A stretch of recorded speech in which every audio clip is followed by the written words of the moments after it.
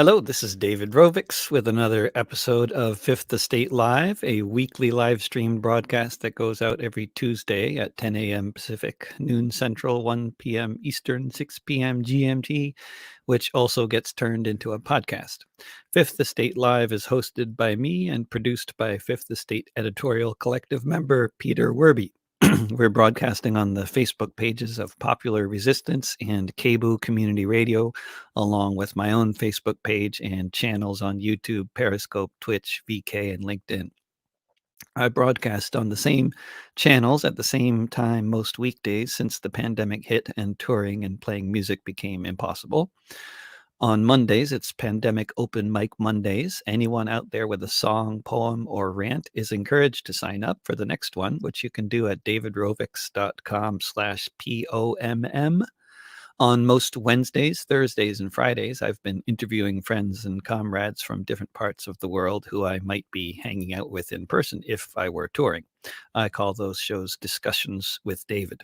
But every Tuesday on Fifth Estate Live, I actually interview people I may never have met before who are regular contributors to the Fifth Estate magazine, and today's guest is one of those. The Fifth Estate, incidentally, has been around in one form or another since 1965. These days, it's a seasonal thing. Normally, you have to obtain an actual physical copy if you want to read the whole thing, but the editorial collective made an exception this time around due to various consequences of the pandemic making physical distribution of the magazine much more difficult. So the spring issue can be found online at fifthestate.org in its entirety. That is not true of the Oak Journal. I just checked. If you want a copy of that, you won't find it online, although you will find some great programming in audio form on SoundCloud put out by Oak, a journal against civilization, which is published by today's guest on Fifth Estate Live, Steve Kirk, who has been a regular contributor to Fifth Estate magazine. Steve, welcome to Fifth Estate Live. Hey, David. Thanks for having me. Yeah, thanks for joining us. I think, whether or not people know what you might be talking about with the title of your journal, Oak, a Journal Against Civilization, I think at this time in history, there are a lot of people who may not have given a whole lot of thought to whether they liked civilization or not, who are now thinking, wow, civilization has a lot of issues.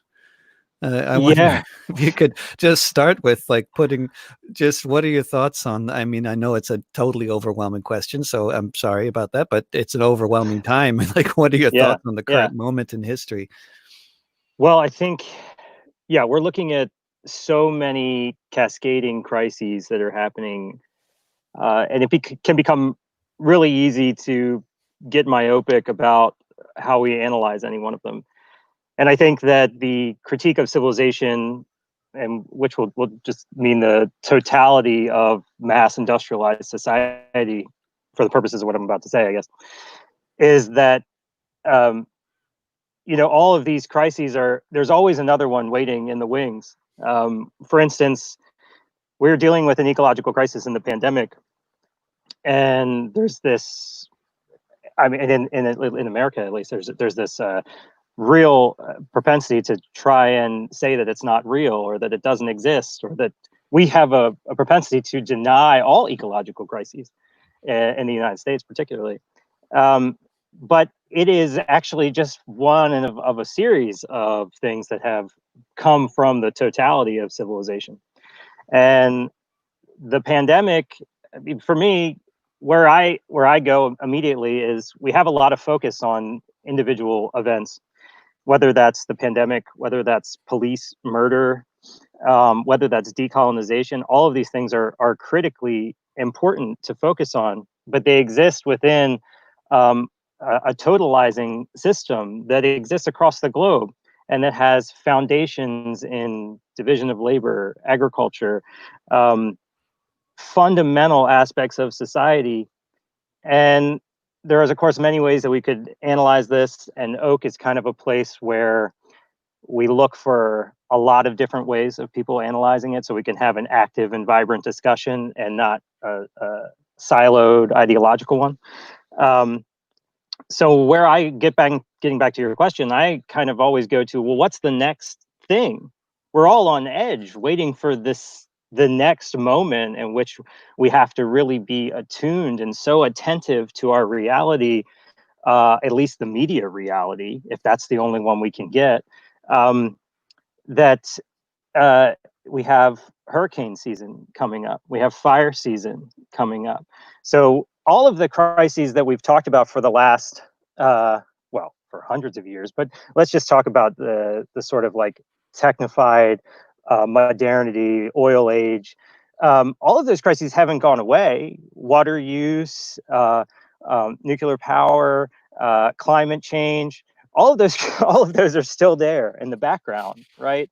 Mm. And we have this health crisis that kind of, at least in the media sphere, it levels everything, and we begin to just talk about that. So where my mind goes and where we've tried to discuss in Oak Journal with other people, we've had a couple roundtables on the virus, and we just put out an episode with a number of voices from around the country in the uprising.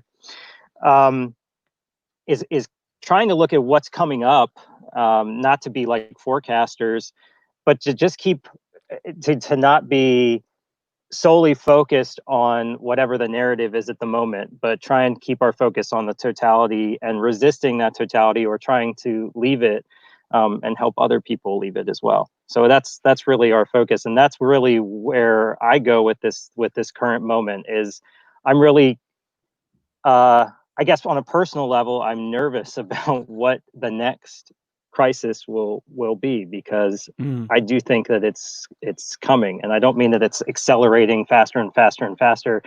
That sort of accelerationist thinking might not be correct, but it certainly feels very real at the current moment. Yeah. Yeah. And it feels like as more and more crises happen and sort of compound on each other, it doesn't necessarily feel like having more crises at the same time is helpful in terms of sort of some kind of radical transformation of society. It could be very, very unhelpful. It could be the opposite. I mean, Yeah. you know. I agree with you. I think it would be a mistake to think of things, in an accelerationist or a linear way, where the more crises that happen, then the closer we are to maybe a theoretical collapse of society. A lot of collapse studies are based off of looking at ancient societies. So we really don't have a precedent for a globalized system, and I think we can of course look at maybe past economic collapses, or things like that. But yeah, it would be, I think, an analytical flaw to say that as crises mount, that we're going to see things moving in one direction. I think we're going to see probably maybe a simplification of things, but there are a myriad of marginal tendencies that find the current moment to be full of opportunity, of which Mm, anarchism and anarchy is maybe very much not the largest one. mm. So we have to be conscious of that, and I think strategically about what gaining ground. And obviously we have this moment now in Seattle, and I can't really speak to that because I haven't talked to anybody I trust on the ground there. Just been watching the sensationalist Fox News coverage for its dark humor, because it's so absurd, but also not to many people it's not absurd. It feels very real, like there's this real threat there. um, What are you seeing on Fox News in terms of the kind of narrative they're presenting? Because I mean, I'm in touch with other people who can stomach watching Fox News on a regular basis, and I do consume a lot of media, but I must admit that that's not a regular place that I manage to get to. Although when I used to tour for a living, I found it very helpful for staying awake late at night because it would make me so angry. yeah, yeah. I used to use Rush Limbaugh Yeah, as a me too. 2 to 4 a.m. just keep you Totally, awake on the road. totally. Um, well, Fox News at the current moment, and I don't know the whole coverage. I basically will look for maybe like a Tucker Carlson or one of these people that are really invested in explicitly defending like white colonizer civilization. Like they have a very particular marching orders or ideology, or really it's just a way to get viewership. I mean, that's what a lot of this kind of comes down to. They exploit the narrative politically, but they know that it works, and they've been photoshopping armed patrol on all types of things. I mean, blatant Photoshop, not like That's what I quality heard, jobs. blatant photoshopping, which is a little surprising because, I mean, this is a national news network. They're just blatantly making stuff up. I think that the blatantness of the Photoshop is almost an out. Like, if you look at it for more than 30 seconds, you can see that it's not a real photo So they can of say that, somebody oh, with. we were just joking. They're saying we regret the era. Maybe it was error. It was maybe like an editorial decision to paint a picture. We made this montage. Blah blah blah. The way they did it was so bad. But basically, I hear them saying that they're claiming that all of these things are happening in Chaz or Chop. Like I said, I haven't talked to anybody on the ground, so I'm not sure what the best lingo is to use. But they're claiming that many things have happened: violence against different people, destruction of property. And at the same time, they're using photos from Minneapolis in their coverage.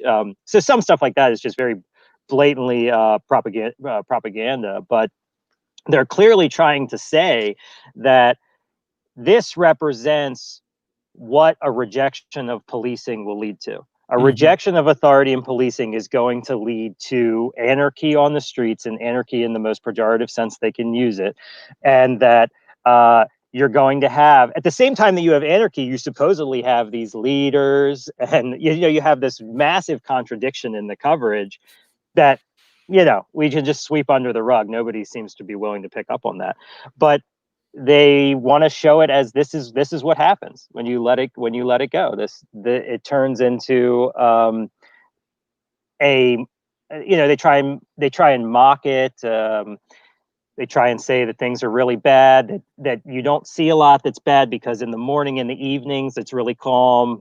But at certain points in the middle of the night, these mysterious things are happening. So it's all very absurd, and it's just Fox News that's talking about this, so we can eliminate the truthiness of the basics. But I do think that autonomous zones broadly are very interesting, and we had an opportunity in Oak Journal to go down to the Yellowfinch Autonomous Zone, which is currently blocking the Mountain Valley Pipeline on the West Virginia border, and they've been there a year and a half. I guess coming up this fall will be 2 years that they've been there occupying that What's space. the pipeline?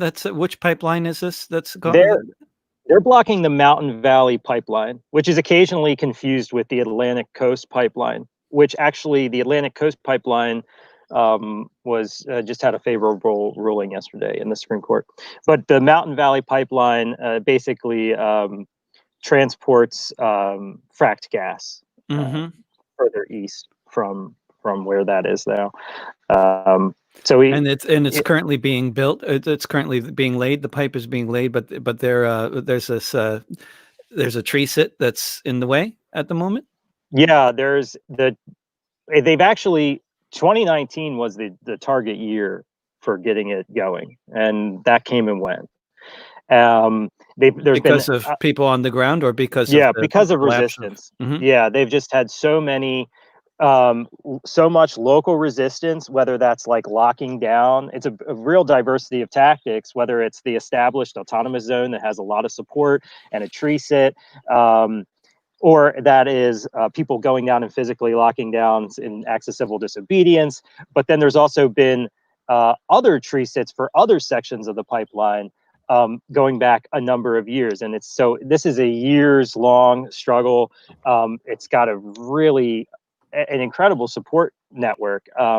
They're also thinking about things in that autonomous zone, like foraging and how can they get food, and how can they be sustainable to the greatest degree that they can. How can they literally stay there for as long as they can? And I think that's all very important. And it's pretty small, but they haven't been able to finish it. They haven't been able to finish this pipeline. And there's a strange inevitability in the way that those like modern capitalist board member thinks. So for instance, even though they were 2019 came and went and they couldn't open, and the local prosecutor, at least the last update that I got, in that area doesn't really want to have any more arrests at this place, because they had a pretty brutal arrest of the camp where they tore up the hillside, and people, it's a very steep, and people were just falling down, and they don't want that right now. But nonetheless, in North Carolina, they approved a 75-mile expansion of this pipeline. So there's this cognitive dissonance, which I would say a few years ago I would have said, yeah, well, eventually they're going to win. They're going to push you out, and they're going to win. And in the end, maybe this will have been a symbolic blockade with all this incredible learning opportunity. And I mean, the longest tree stand in the East Coast prior to this, we're going to talk about going on, over a year and a half, but prior to this was 30 days. So because we don't have, the pines, the ancient pines that towered and would be towering behind me right now are gone. The 150-foot pines, that was all part of the colonizer crushing of this area. That was great lumber. So if you can't get that tall, you can't get that high, you can't get a big platform, it's much harder to maintain because they can cherry pick you down. And we have a great interview that's more detailed than will do more justice to this than I can, but it's on SoundCloud there. on SoundCloud. One of those. Yeah, Wither the System.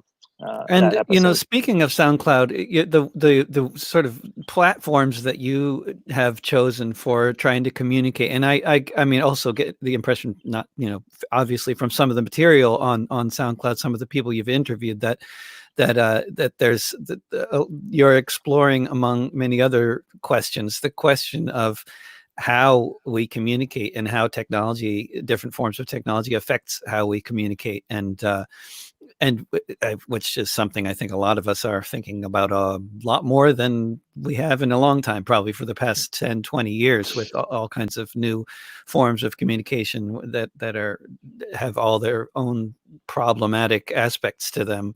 But I wonder if you could talk a bit about your decision to put out the Oak Journal in both print and audio form, but not online, and what are the sort of what are the problems with the internet? I mean, I think it's particularly interesting because I mean, I'm looking at you. You're fairly young, and having a critique of the internet is also something that you don't run across as often as I might like to.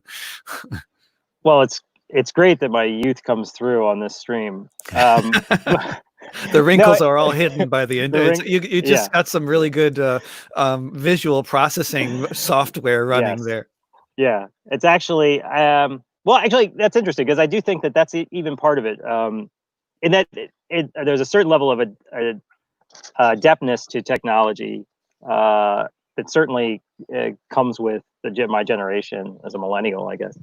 But that sort of makes technology a little less magical, and that's a point that we interviewed West Northwest, who's a philosopher of technology, and that was one point that she made, is that when this technology is less magical, it's a bit less easy to just give into all of the things that the platform wants you to do.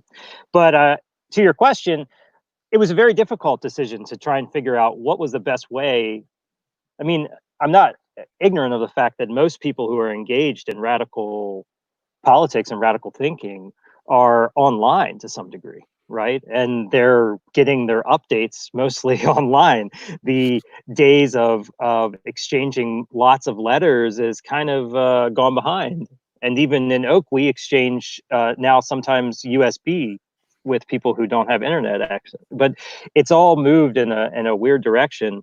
And I felt strongly that if we were online in such a degree that our content was curated through a PDF, and that people would read it there, that it just wouldn't be engaged with.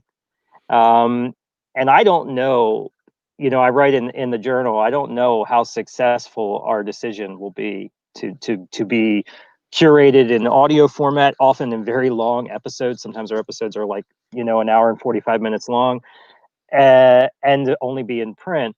I don't know how successful that will be, but the attempt, and I should give credit to Crime Think, came out with the No Wall They Can Build audiobook and book kind of companionship, and I thought that that was really well done, and that was kind of reinforced this idea that it was something to pursue.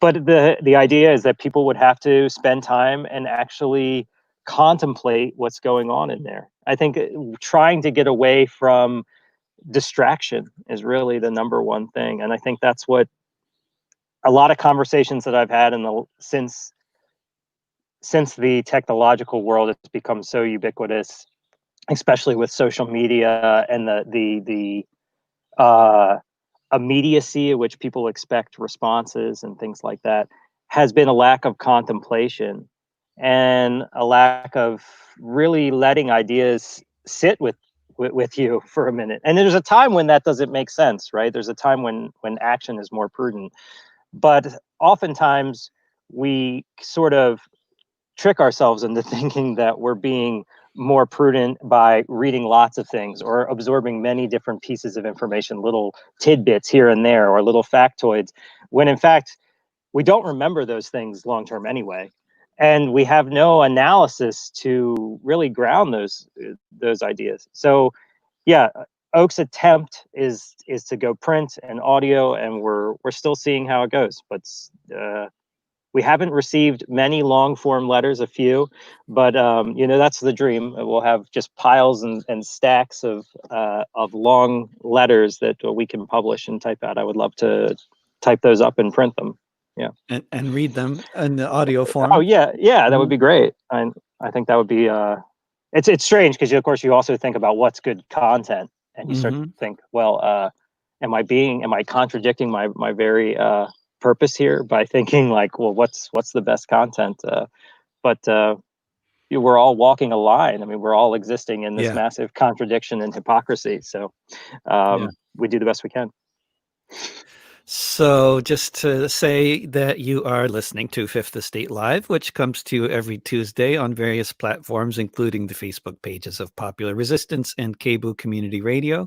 You can find all the episodes archived in audio form at fifthestate.org, where you can also subscribe to the Fifth Estate print magazine and even read the latest issue online as well this time.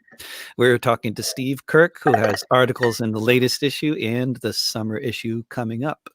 And I also, in terms of short form online communication and the many problems with trying to talk about anything meaningful in that kind of forum, it seems to me that one of the things that has taken place over the past 15 years, which has gone unnoticed, I think, by a lot of people who are not deeply involved with, what we have come to call content creation and marketing and promotion of content and all this kind of stuff. Like if you're creating it, some of these things are very noticeable right away, but for a lot of other people, it's not. And I'm talking about the algorithms.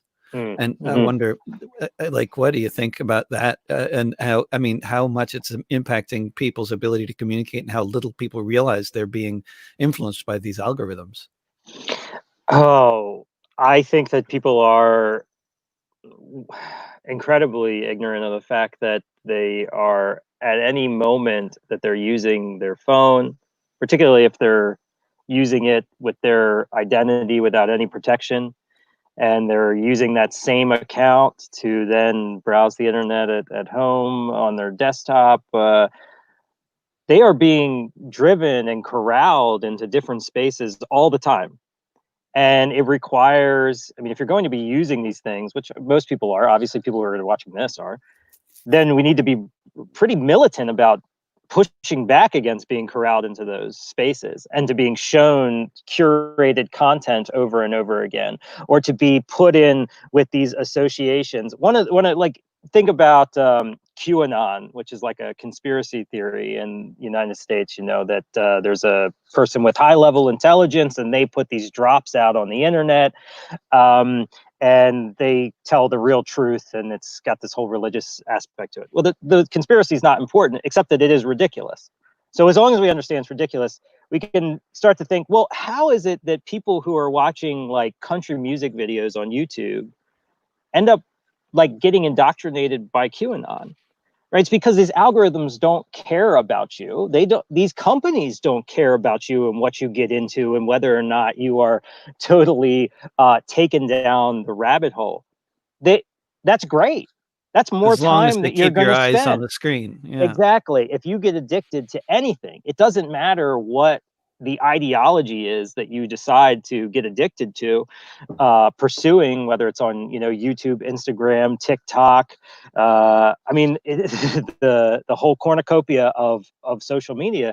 It really doesn't matter as long as your eyes are on the screen and you're not really doing anything. And I think that this leads to kind of an adjacent issue, which is that a lot of people feel that they can participate in the real world, in real physicality, by posting a comment or doing something like that. And we have to understand that of course I create media, so I think that there's some level of importance to it, but that it's not real. It doesn't actually exist in material.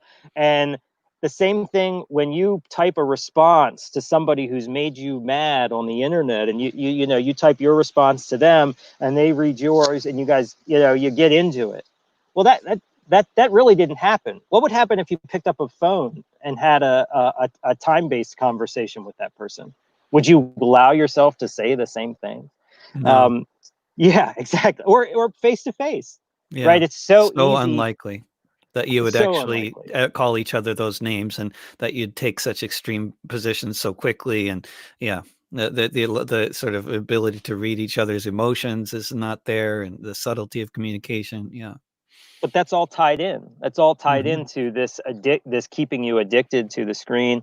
To even going back to Nicholas Carr wrote about this in what was his The Shallows, or yeah, his book Mm. about Google. And even going back to the hyperlink.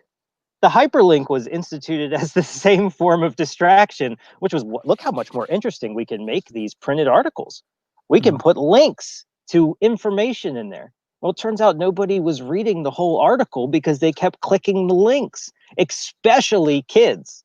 And that's Mm. part of the thing that really, I guess, on a dystopic fear level, the propensity for children to be distracted continually by what is intended to be distracting, really, it worries me on a existential level, I guess. Yeah.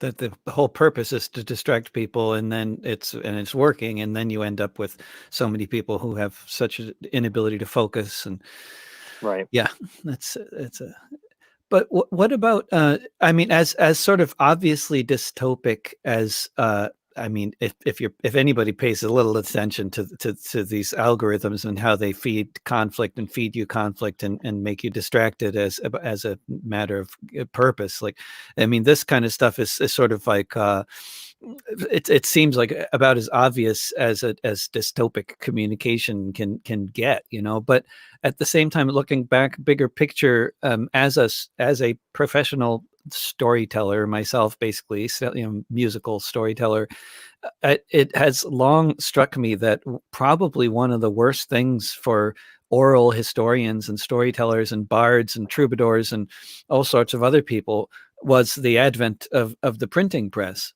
Yeah. And I just, and that's not so much a question as just can you talk about the broader historical picture in terms of technological developments that we often think are so positive, and maybe we're not necessarily. Yeah, I think that's a great point, because the printing press essentially took away the power of the immediate story. Now, of course, we like to think of it as knowledge was democratized by the printing press, and we had this. Uh, but of course, that didn't really happen right away. It was very specialized, and it only exaggerated the division of labor, um, especially between priests and lay people. But as time has gone on, well, getting back to, I guess, the printing press, or we could look at another thing that's been on my mind a lot during this pandemic is these reports that people are losing clock time, right? That they're not associated to the daily rhythm or knowing precisely what time it is, whether it's time for their coffee or their break or to run this report on this machine, or that the people who have been able or who have not been going to work, of course, we know lots of people are forced to still go to work. And I think that's important to remember. That they're losing track of what's going on in as far as this linear time that we're so associated to. And I think that reveals that it is really in the invention, the material technology that allows that to be reinforced through centuries. Because without it, we kind of crumble away into just this very subjective experience of time where things move quickly and slowly, and depending on what's going on. For instance, we're on this interview, and I see we've been talking for 31 minutes. Well, I've done plenty of interviews where I've talked for 31 minutes and it felt like 4 hours. Luckily this doesn't feel like one of those, but you know what I mean? Our perception of things is so reliant on, for civilizations to exist, is so reliant on these technological inventions. And yeah, I think that the printing press is another example of splitting that experiential phenomenological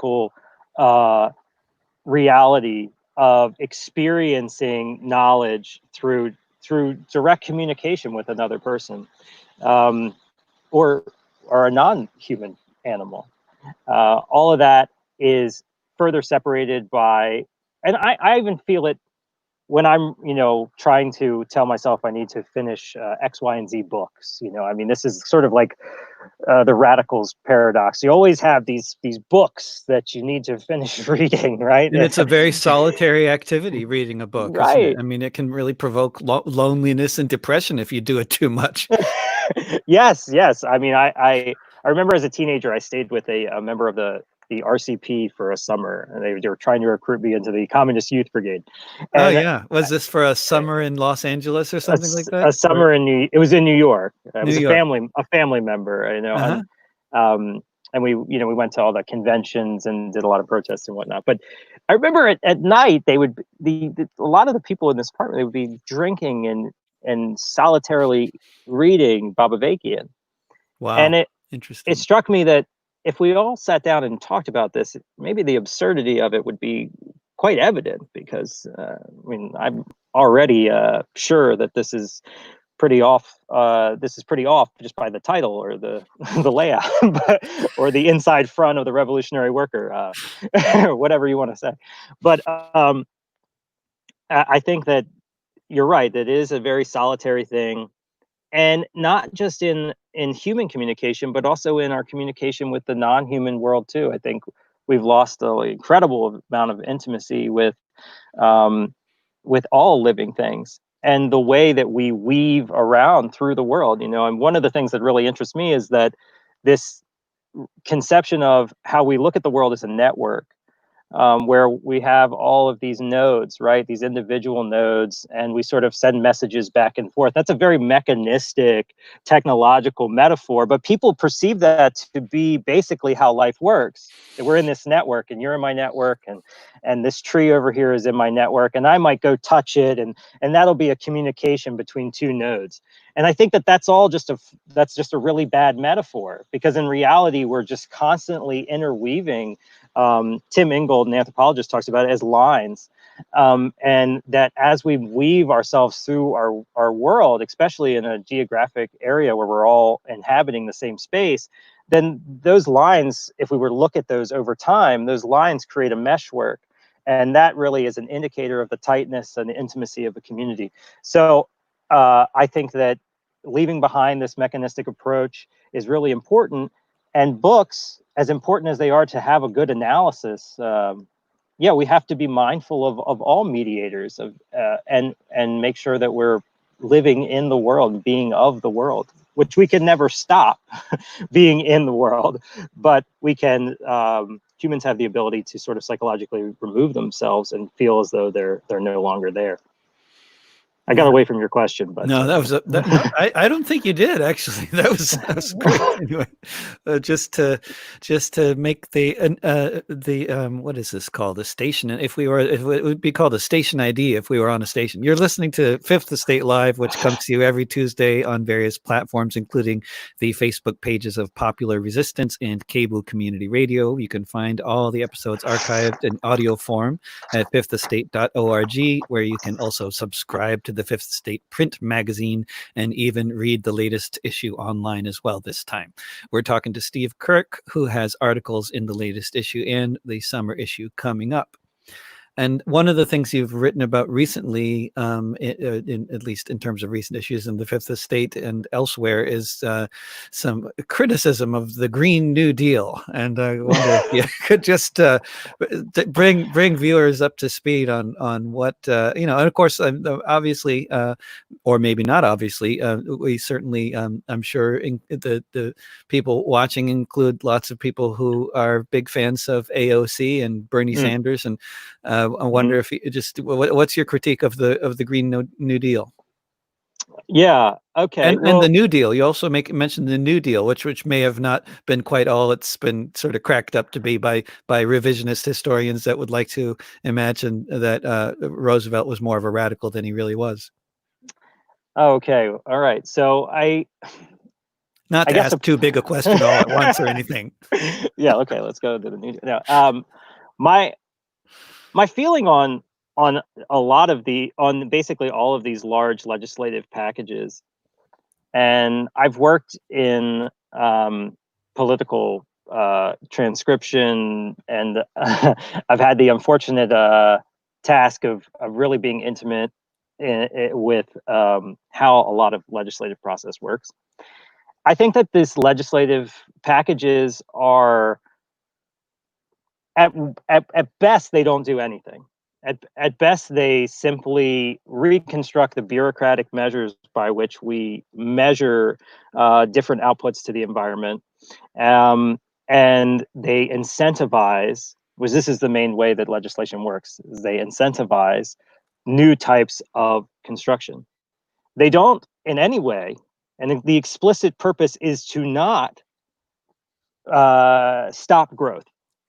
The explicit purpose is to keep growth going for as long as possible. And I believe that that is awful for the planet on many levels. I also think that it is not going to address the fundamental issues around climate change, because we live in essentially what is a heat engine. The more growth, the more production we have, the more we are going to create output of carbon emissions. It is very well, the way that we get to this Green New Deal is very opaque. I haven't seen, the particulars are, and now I don't even know where it stands now. I mean, we have to also understand that the Green New Deal, that entire moment was a media constructive narrative. And I don't mean to say, well, means it's not true. What that means is that everything that is in the media to that degree is part of a campaign from people who are spending a lot of time and money and exerting as much influence as they can to make a push, to put it into the public's mind so that they might pass this legislation. Well, they didn't pass the legislation, and they weren't going to pass the legislation because there was no politically viable way for that to happen. But as much as people are still talking about it or still pushing it, now I haven't seen much in the last, certainly since the pandemic. Ironically, I would not be surprised if 2020, because of the pandemic, is probably one of the lowest carbon emission years, which may or may not mean that there's less warming, because there is certainly talk about this effect of global dimming because of the lack of aerosols in the environment that will have increased sunlight. Anyway, that's neither here nor there, I guess. But the Green New Deal, whatever version of it eventually comes up to be voted on again, perhaps when there's a new Congress and Biden wins and Trump goes home, and for a lot of the population, we've won because Trump is out of there or something. I don't think that it does much more than extend industrial civilization. And I don't think that we're looking at what does extending it mean. Things don't come out of nowhere. You can't create growth with no resources. You have to be pulling them from somewhere. So what future resource war are we engendering now by switching how we fuel the economy, and an economy that is dependent upon infinite growth? We can't just step into that and say, well, we want infinite growth. We want everybody to have, a vertical garden in the city with their little pod or whatever, and that we're going to all work that out mathematically to be just fine. Well, you're going to have to get that from somewhere. Even if West Northwest, one of our interviewers, she's well, what if we're in like a Matrix type situation where they're just like, we're just hooked up to the screen or something like that? Okay, well, that still takes energy. All of it does. So I haven't seen anybody really grapple with. I mean, fundamentally, we could think about how does the Green New Deal comport with the IPCC estimates, and how does the IPCC being continually out of date affect the Green New Deal? We have this loop of inadequacy and this belief, this cultural belief in this scientific solutionism that has not played out at all. I mean, it hasn't provided us any of the solutions, and we still think that there's a techno fix. But where is it? I mean, I haven't seen any of it. Carbon emissions keep going up. I mean, a decade ago, everybody was saying, well, if we get more, they certainly took the mountains out here, and they took down the tops of the mountains and put up wind turbines. They did that. Huh? They did that. Okay, well, we're still burning more carbon every year. But now we have to, birds dying in the. So where is this focus on the totality of it? And I think that's really what I was trying to get at in my piece about the Green New Deal, which was the continuing colonialism of climate change solutions. Is that we're not looking at a fundamental break. And I'm interested in a fundamental break. A fundamental break with the constant growth model, and I guess, I mean, also in the title of the journal, you also make a reference to another kind of civilization, which I don't know to what degree it points the way forward in your thinking, but I think it's also something that a lot of people are not aware of, which bears mentioning. And the fact that the forests of the Americas were for thousands of years managed by human beings, setting fires and doing other things to increase the productivity in terms of feeding people and for having good game to hunt, and buffalo corridors that went all the way across the present day of the United States all the way to the east. And it's this kind of sort of what I mean, I guess in the modern language, we would use terms like whatever, forest management or game management, or I mean, which I'm sure would be rejected by people who were doing this this sort of stuff back in the day. But what we did, I don't know what terms, what are the appropriate terms to use to describe. But because when the Europeans came to North America, they didn't even. Most of them didn't even see what was happening as human influenced management of an ecosystem with that, and I wonder if you could talk about that. Why are there so many, why are there so many oak trees in North America? Yeah, it's interesting. So if we go back like 12,000 years where we are now, we're mostly in a conifer forest, and the deciduous trees took over after that. Where I am now, we have a great, and really it's a crazy abundance of and diversity of oak trees, as well as hickory trees and basswood, sycamore. We have a real diversity because of our elevation. But I think going back to what you were saying about management, game management, or right, it's hard for us to think about human beings interacting with the environment because we're kind of infected with. We just have this new essay coming for the next journal, and like the way they put it. The management in that sense is like a plastic word, right? It doesn't really, it might mean one thing on the job, it might mean another thing when we're talking about forestry.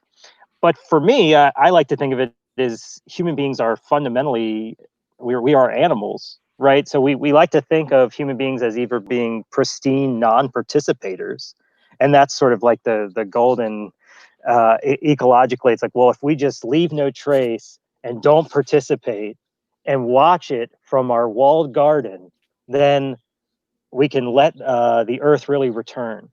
Well, we're a species on the earth with our own ecological niche and our own ecological needs. And all of this is an ecological crisis. This is all part of being alive on the earth.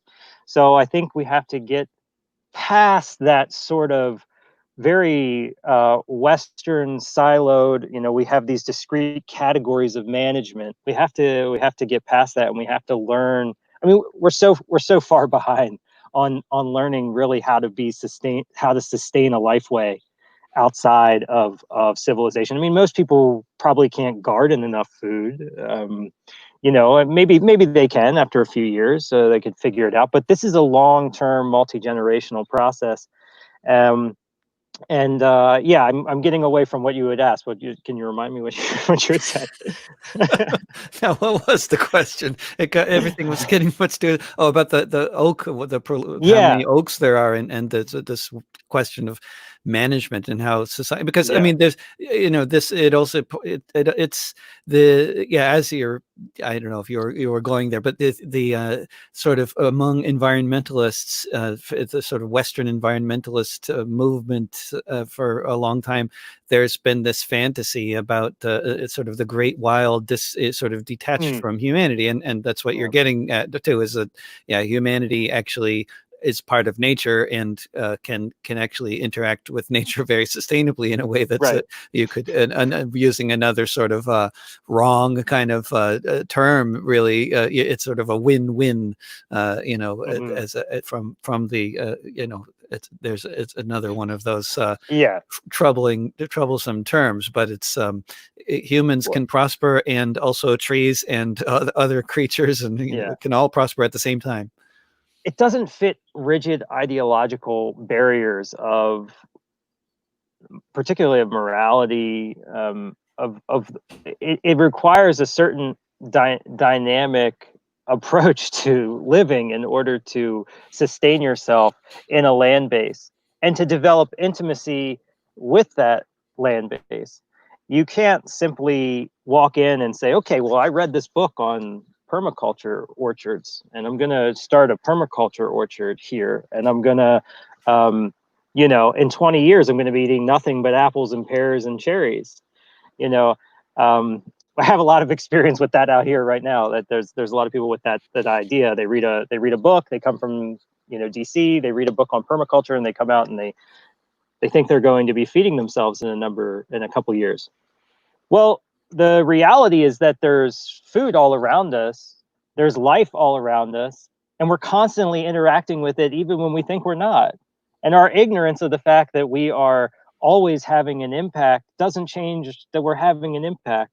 So I think fundamentally, one of the things that's most important to me is waking up to this idea of being alive in the world. And you're constantly are alive, having influence, having changing things. You can participate in this pristine nature that exists in some other world. It's actually right there in front of you.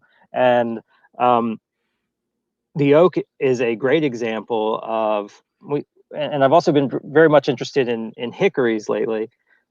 Both are amazing examples of just calories falling from the sky, right? If we think about it in this sort of like Western calories in, calories out thing.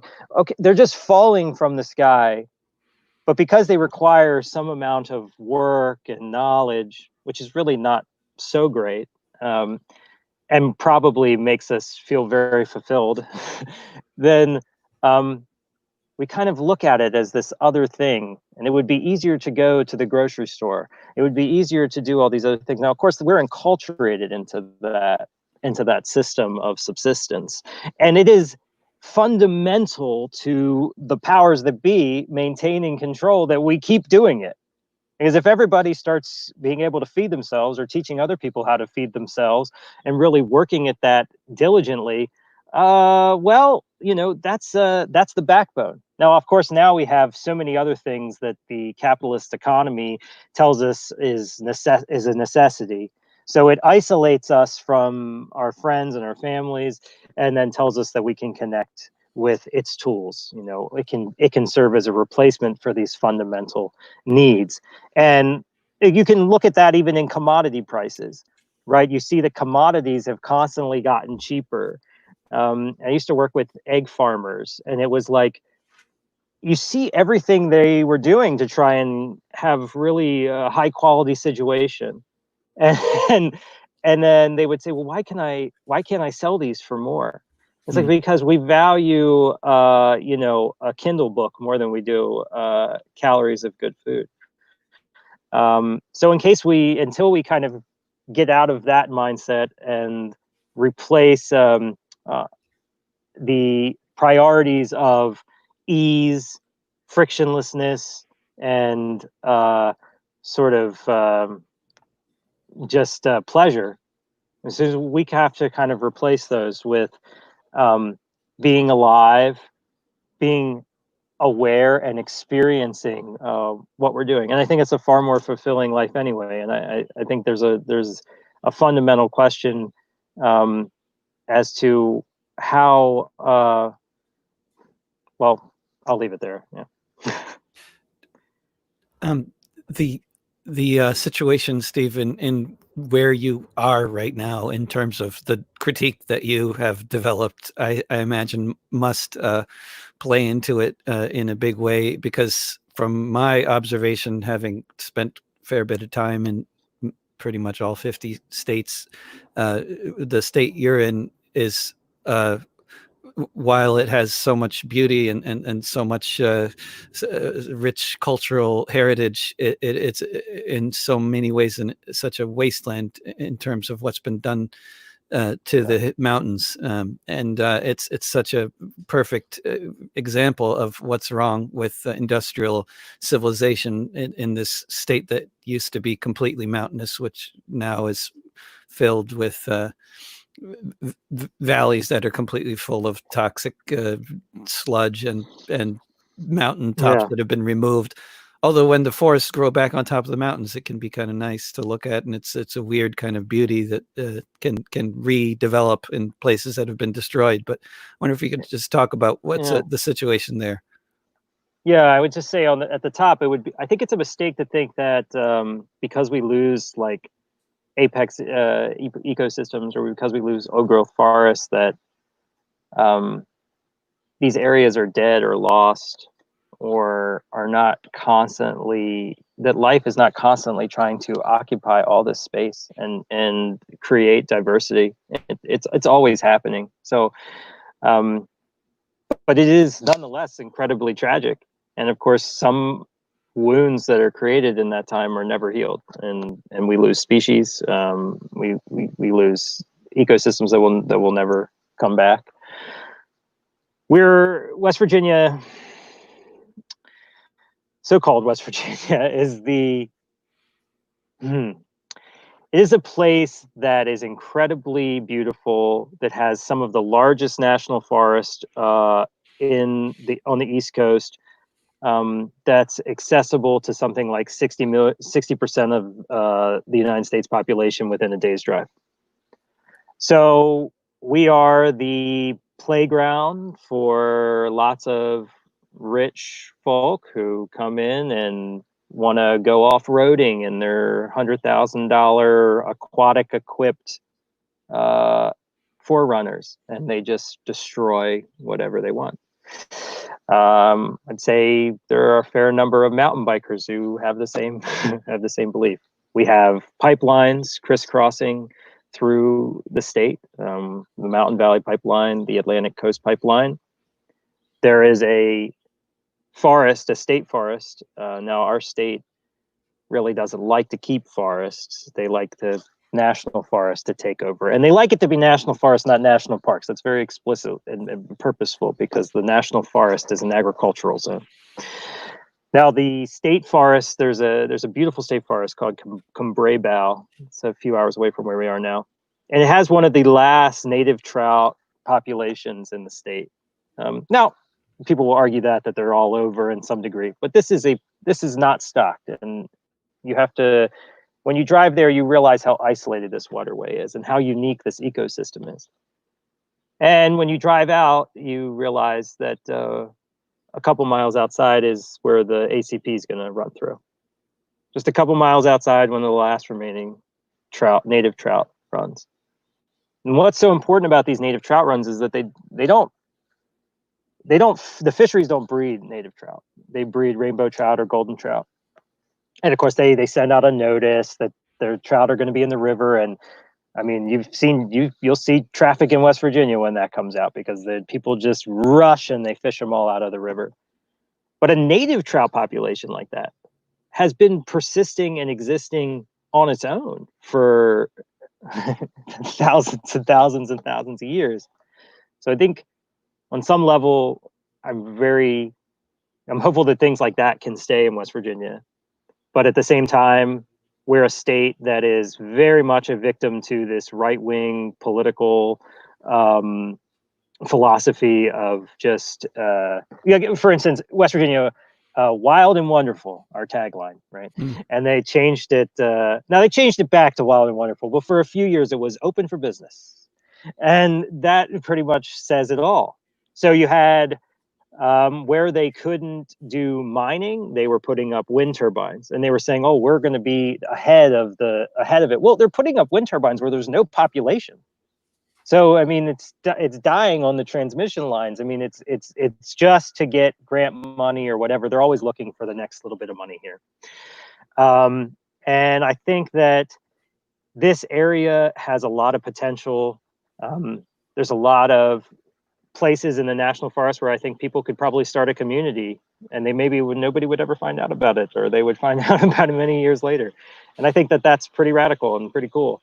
But we're also Trump country. I mean, and when I say we're Trump country, we are probably the most Trump country you're going to get.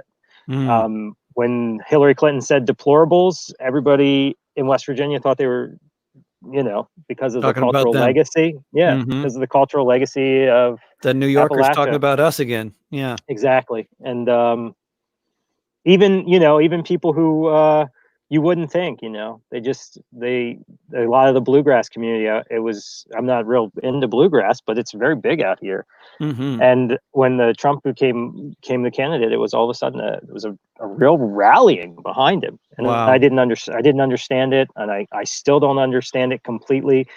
But that will have serious consequences. And of course, the Trump administration is using the pandemic in order to open up all the EPA guidelines, and they're just dumping poison in the rivers. I mean, that is real, and that is happening, and it's not being looked at. So we have to be vigilant against that, because that's going to affect everything that we're talking about, sustainability and being able to live with the land. That's going to affect that immediately. It's going to change the ability for people to feed themselves if they choose to go down a path like that. And either way, it's going to be poisoning them. So fight it. Yeah.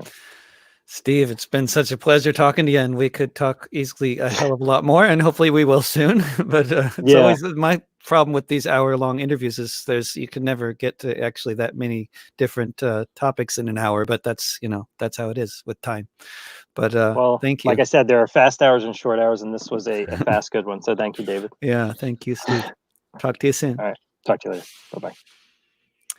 And thanks for tuning in to this discussion with Steve Kirk for Fifth Estate Live, which you can hear every Tuesday at 10 a.m. Pacific, noon Central, 1 p.m. Eastern, 6 p.m. GMT on the Facebook pages of Popular Resistance, KBOO Community Radio, and elsewhere. You'll find all the Fifth Estate Live episodes at fifthestate.org, where you can also subscribe to the physical magazine or read the latest edition online. You can also find these interviews and my other interviews archived in various places in the Discussions with David playlist at youtube.com/drovix, and in audio form at soundcloud.com/davidrovix, at patreon.com/davidrovix, where you can also support my broadcasting efforts and check out lots of other content. Or if you look for This Week with David Rovix on any podcasting platform, you'll also find it there. Tomorrow, I'll be talking with longtime organizer, postal worker, and music aficionado from New York City, Dennis O'Neill. Remember, don't pay the rent and don't be afraid of your neighbors. Mutual aid will get us through. See you soon. Talk to you later. Bye for now.